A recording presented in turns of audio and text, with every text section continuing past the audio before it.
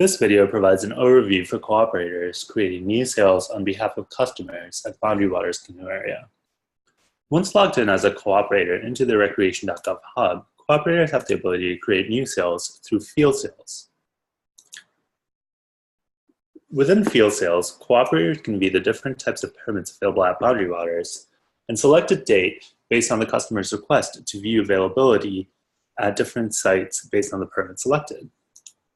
For this example, I'll stick to the overnight permits, such as the overnight paddle, hike, or motor, as they work similarly in the reservation system.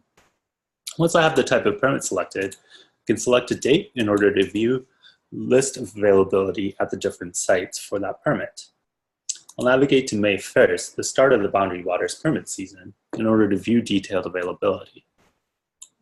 Once I have the site and the date selected, I can select that specific quota in order to create the reservation on behalf of the customer.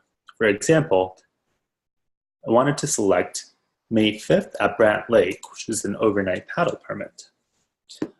Once I have the quota selected, I can scroll down to the bottom and click on Continue to Booking, or click on Change in the Order Summary section in order to associate this reservation with a customer.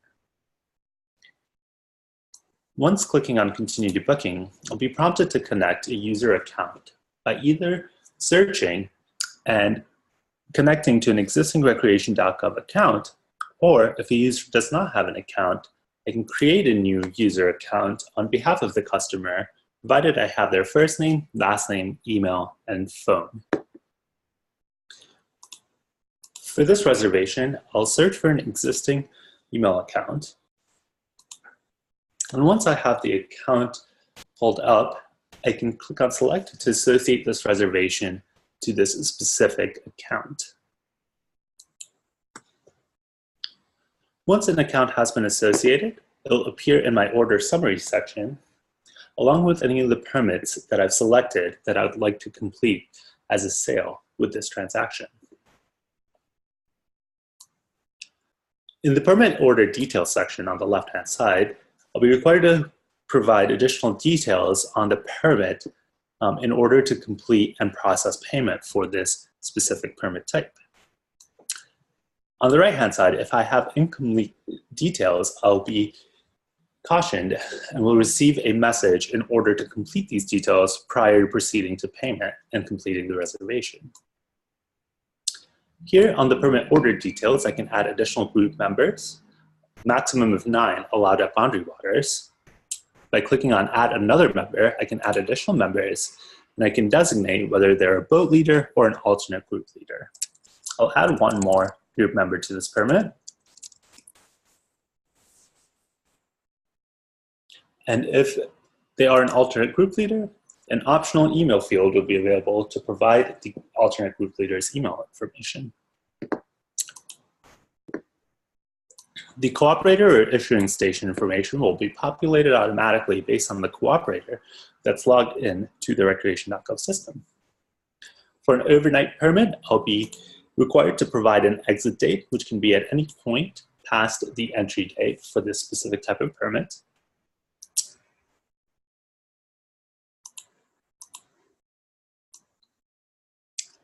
And I have additional information on whether this is a commercially guided trip, if I wanted to associate with a nonprofit organization, and or if the user is traveling to Canada for any portion of their trip. I can also add watercraft onto the permit details in order to associate them with this reservation. And finally, I must check the rules and regulations to indicate that the customer is aware of all the rules and regulations for their permit at the Boundary Waters Canoe Area. Once I have all my information populated in the form, I can click on Add to Cart to update this permit. And once updated, you'll see that there's no additional information required in order to process the sale for this permit. I'll go ahead and proceed to payment in order to make this permit reservation on behalf of the selected customer.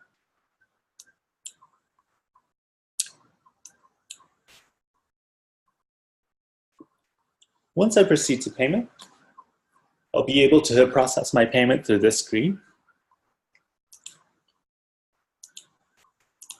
For this demo in the test environment, I'm just processing the payment information.